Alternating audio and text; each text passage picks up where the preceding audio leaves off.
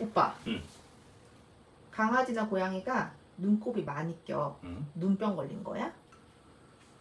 눈곱이 많다는 거는 어쨌든 정상은 아닌 거야. 정상적인 경우에 우리가 눈곱이 끼는 것처럼 강아지나 고양이가 조금 낄 수 있는데 평소에 보던 거에 비해서 눈곱의 양이 조금 늘었다라고 느낀다라는 거는 어쨌든 문제가 있다는 얘기인 거지. 눈곱이 색이 처음엔 하얘는데 며칠 지나니까 그게 좀 노래졌어. 보름처럼. 그러면 안 좋은 거지. 그렇지. 그러니까 노랗게 눈곱이 낀다는 거는 대부분 감염성 문제가 동반이 됐다는 걸 의미를 하거든.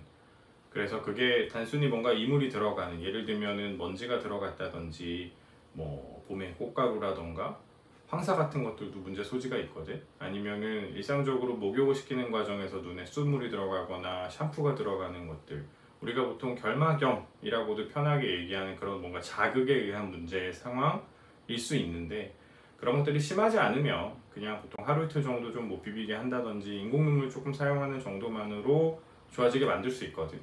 그렇게 봐도 되는데, 만약에 하루 이틀 지났는데도 불구하고 상태가 좋아지지 않는다든지 말한 것처럼 노란 눈곱이 좀 끼기 시작한다, 그러면 가능하면 병원에 오는 게 좋지. 그래서 이제 병원에 온다라고 하면 우리가 고려해 봐야 되는 질환들은 그러한 자극에 의해서 생긴 일시적인 결막염이거나 나아가서 각막에 상처가 있는 경우도 있을 수 있고, 나이가 조금 많은 경우는 우리가 비교적 흔하게 보는 질환이 건조증이 있어. 건조증이 생각보다 굉장히 많이 생기고, 우리가 보통 수의사들 얘기로는 이제 건성각결막염이라고 얘기하는데, 보호자분들의 편한 얘기로는 건조증 생각하면 돼. 건조증인 경우에는 간단하게 인공 눈물 약으로도 치료가 가능할까? 건조증이 물론 일시적인 경우도 있어. 근데 사실 일시적인 경우는 그렇게 많지 않고, 대부분 만성적인 건조증이 시작되는 경우들에 병원에 내원을 하시게 되는 경우가 많거든. 그래서 결국은 건조증은 치료를 해내는 질환이라는 관점보다는 관리를 해야 되는 질환으로서 보호자분들이 인식하셔야 될 필요성이 좀 있어. 그래서 대부분 눈물이 부족해진 것을 인공 눈물을 사용해서 채워주거나, 아니면 부족해진 눈물의 분비량 자체를 늘려주는 것을 통해서 부족한 눈물을 채워줘야 되는데, 현실적으로 인공 눈물을 사람처럼 들고 다니면서 내 눈에다가 시시때때로 필요에 따라 저만할 수가 없기 때문에 강아지들의 경우에는 결론은 아이 눈에서 분비되는 눈물의 양을 늘려주는 게 현실적으로는 훨씬 도움이 되고 필요한 영역인 거지. 근데 그 노랬던 눈곱이 갈색이 되거나 검게 되거나 색깔이 좀 진해졌어. 그러면은 또 새로운 질환이 생긴 거야? 아니면은 심각해진 거야? 조금 더 심각해졌다고도 볼 수 있고, 경우에 따라서는 예를 들어 건조증 같은 경우가 더 심화된다라고 하면 각막에 실제 상처를 유발하는 경우도 있거든. 각막에 상처가 생겼는데 상처 부위에 또 추가적으로 감염이 더 심해진다. 그러면 보통들 얘기하는 고름 같은 형태의 분비물들이 눈에서 나오는 경우가 있지. 근데 그 고름이 눈곱이라고 하는 거와 뒤섞이면서 굉장히 많은 양의 분비물이 나온다든지 분비물의 색깔이 좋지 않은 경우들, 그런 경우들을 보게 될 수 있어. 눈물은 그냥 사실 어떻게 보면 수분 같은 거잖아. 수분을 채워줬어. 그러면은 마치 피부에 한번 막을 씌우듯이 눈에도 그 눈물이 증발하지 못하도록 막을 씌워주는 약이나 뭔가 그런 렌즈라든지 그런 걸 사용할 수도 있나? 우리가 보통 눈물이라고 얘기하는데 정확하게는 눈물막이라고 지칭을 하는 게 맞거든. 우리가 수분이 100%라고 생각을 하고 있는데, 실질적으로 우리가 눈물막이라고 하는 거는 수분이 상당 비중을 차지하는 게 맞아.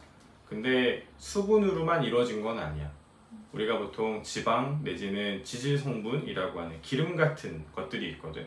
그런 기름층들이 절대 다수를 차지하고 있는 수분을 각막 표면에 붙여주는 역할을 함으로써 눈물이 각막 표면을 보호하는 거거든. 그래서 좋은 질문인데, 눈물이 부족한 경우에 단기적으로 눈물을 대체해 줄 수 있는 인공 눈물들을 많이 사용을 하잖아. 근데 그 인공 눈물 중에서 점도가 조금 있다든지 아니면 기름 성분들을 포함하고 있는 인공눈물들이 있어. 그런 인공눈물들을 사용을 해서 단기간 내에 조금 눈물이 늘어나거나 분비량이 좋아질 때까지 당장의 증상 개선을 목적으로 하는 약물 사용을 고려해 볼 수 있지.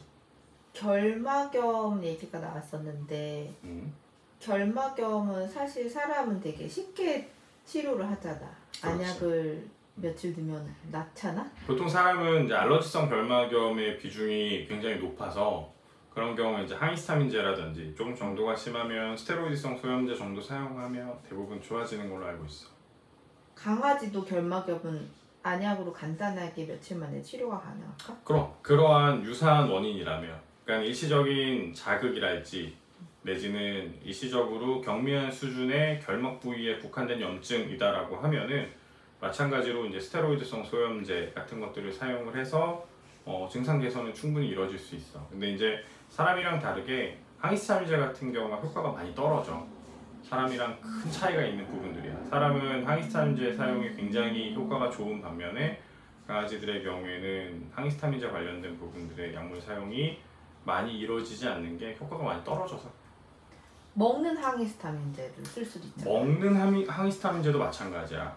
사람에서는 보통 우리가 감기 기운이 있다든지 알러지가 있는 경우에 항히스타민제 사용을 굉장히 많이 하는 편인데 강아지의 경우에는 항히스타민제 관련된 부분들이 주사제도 마찬가지고 먹는 약도 마찬가지고 사람에 비해서는 그 효과가 조금 많이 떨어지는 걸로 되어 있어요. 그래서 보통 알러지가 의심이 되거나 고려되는 경우들 내지는 눈에 국한돼서도 알러지가 의심이 되는 경우에 우리가 사실 항히스타민제보다는 스테로이드성 소염제를 쓰는 경우가 조금 많다라고 생각하는 게 좋아.